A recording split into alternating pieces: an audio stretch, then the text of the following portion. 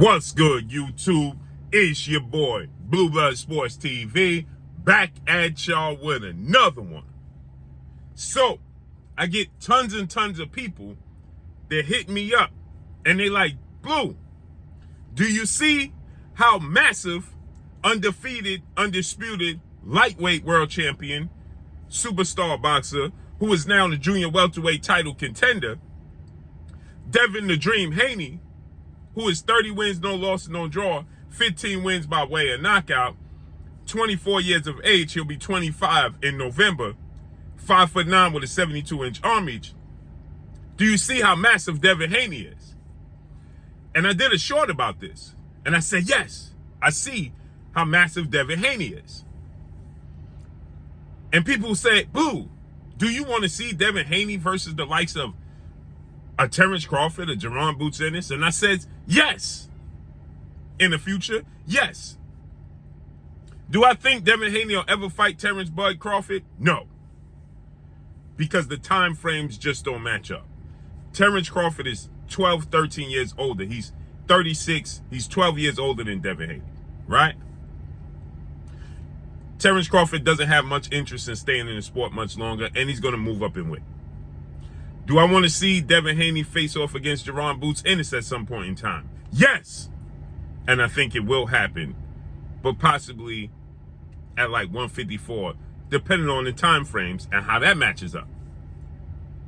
But I will say this, a mistake has been made on the part of 3-division world champion, 5-time world champion, superstar boxer, who is widely considered to be the face of the sport of boxing, if not the face, one of the faces of the sport of boxing, superstar boxer Gervonta Tank Davis, who is 29 wins, no loss, no draw, 27 big wins by way of knockout, 28 years of age. He'll be 29 in November. He is 5'5" with a 67-inch arm reach. Gervonta Tank Davis, and 2-time WBC junior welterweight world champion, superstar boxer Regis Prograis, who is 29 wins, 1 loss, no draw, 24 wins by way of knockout, 34 years of age, 5'8" with a 68-inch arm reach. The boxing world has made a mistake, in particular, these two fighters. Why do you say that, Blue? Because they allowed Devin Haney to come into his man strength, his identity, and his natural weight. Devin Haney, I know Gervonta Tank Davis is a massive puncher. I put up the short with Gervonta Tank Davis hammering a heavyweight. I put up we saw Gervonta Tank Davis putting the absolute mittens on welterweight Ivan Redcash. We know Regis Prograis has massive power.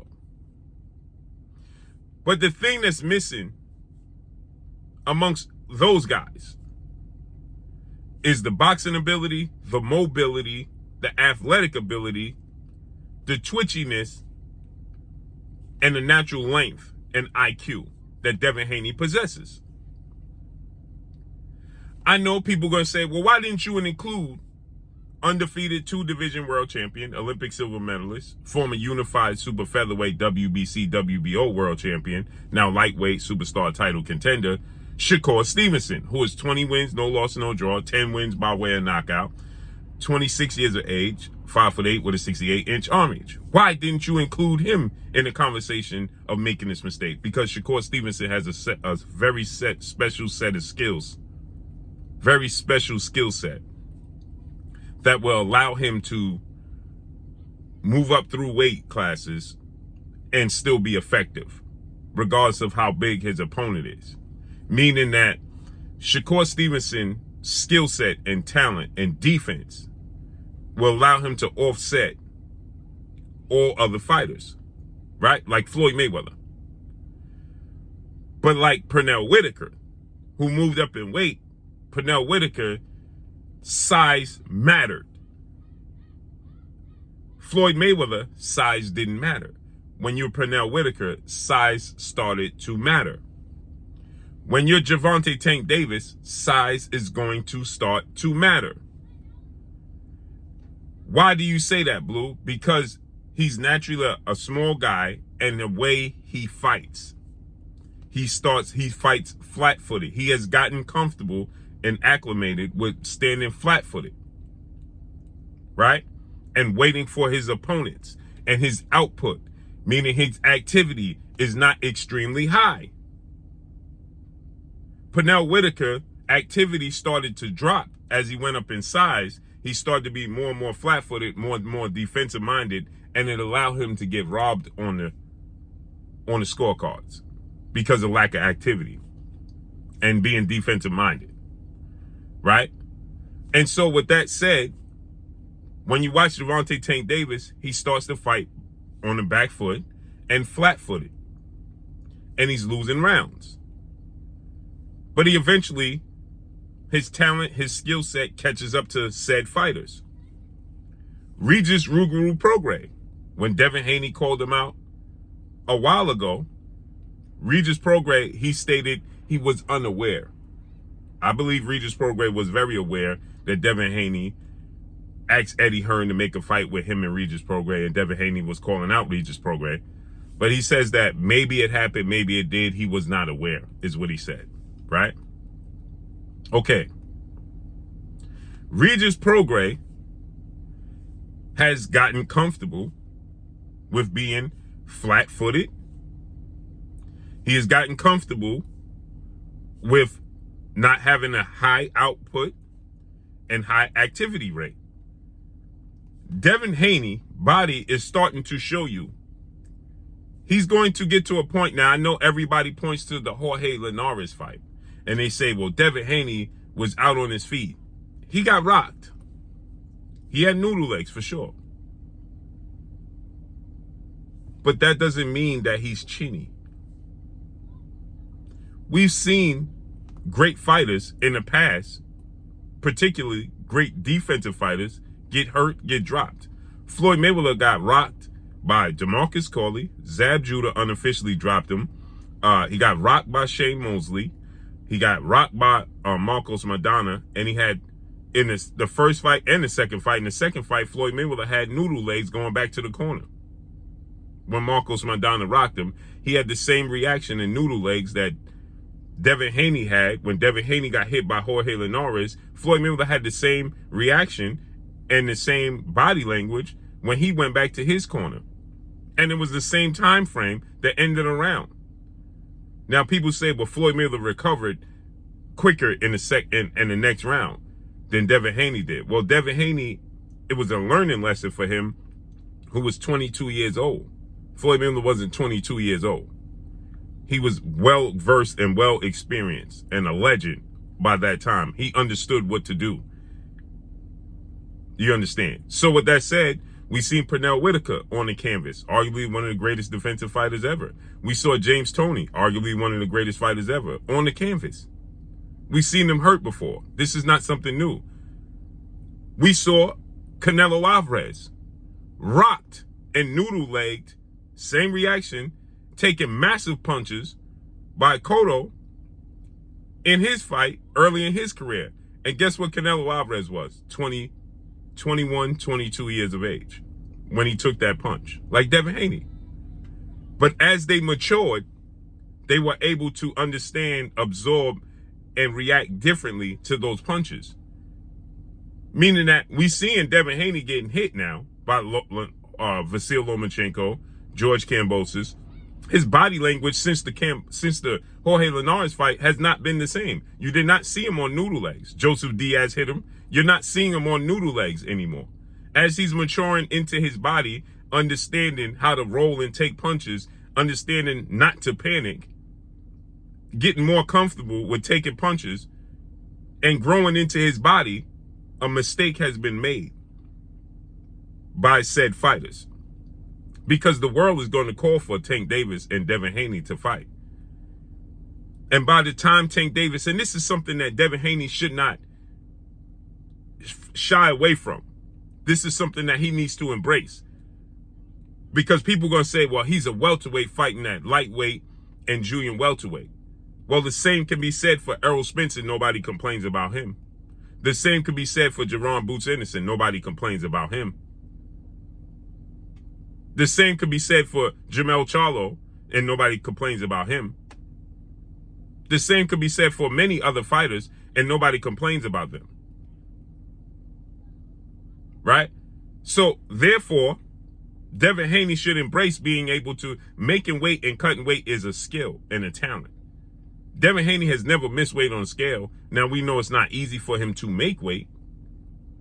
He and his father, trainer, manager, CEO of DHP, Devin Haney Promotions, Bill Haney, have made that abundantly clear. But this is something that they should definitely very well embrace. And for that, I'm going to tell you this. Gervonta Tank Davis, allowing this Devin Haney fight to blossom and grow and build up, has made a grave mistake.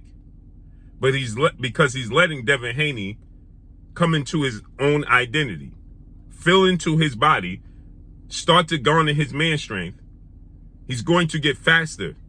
He's going to get better. He's going to get more comfortable in the ring, more comfortable in the moment, more comfortable taking punches. Gervonta Tank Davis has reached his peak. He is who he is. Same goes for Regis Prograis. Don't be surprised if Devin Haney pitches a shutout against Regis Prograis. And what's going to be said is that Regis Prograis' last performance was an indication that he was over the hill, and they're not going to give Devin Haney credit for his performance. And the fact that Regis is saying that he wants to outbox and outsmart Devin Haney, it's going to be skill versus skill, not skill versus power, is a grave mistake. I don't know if he's trying to psych Devin Haney out and to think it's going to be a boxing match, but that's definitely not the fight Regis Prograis needs to have. And Regis Prograis is flat-footed and a southpaw with power. This is going to give you somewhat of an indication of how Tank Davis and Devin Haney fight is going to look. In Devin Haney's arm reach, he has a 5-inch arm reach advantage over Tank Davis. He's 4 inches taller than Gervonta Tank Davis, and he's filling out into his body and his man strength. So by the time they meet up, Tank Davis is wasting time. Because by the time they meet up, Devin Haney's going to be a completely different fighter. A completely different fighter than the fighter that people saw against Jorge Linares and George Kambosos and Joseph Diaz. He's going to be a completely different fighter. Look at Gervonta Tank Davis against Jose Pedraza and look at Gervonta Tank Davis now. Now imagine Devin Haney with the physical attributes, hand speed, boxing ability, ring IQ, filling into that body that's a welterweight's body. Let's make no mistake about it. He's bigger than Terrence Crawford. But the skill is he's able to cut weight and fight at 140 and 135. Mark my words. They made a mistake allowing Devin Haney to grow into who he is and going to be. By the time watch this Regis Prograis fight, you're going to see a different version of Devin Haney.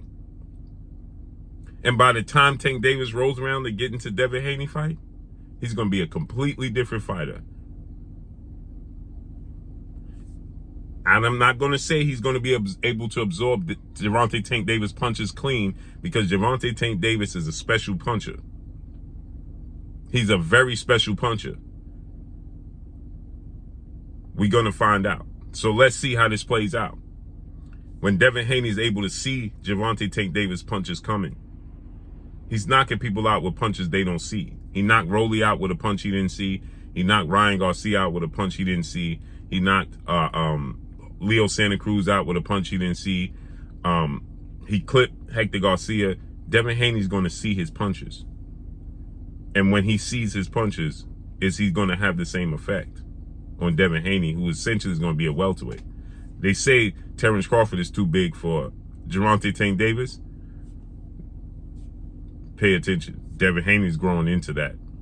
So let's see. But that's all I got for y'all. Make sure you hit the like button. Drop a comment in the comment section. Let me know what y'all think. Y'all already know what it is. It's your boy Blue, Blue Blood Sports TV. Hate, like, comment, and subscribe. You haven't subscribed, hit the subscribe button, hit the like button, hit the bell icon to get all the new notifications. Follow me on Instagram at Blue Blood Sports TV, all one word. So all I got for y'all. I'm gone. Peace.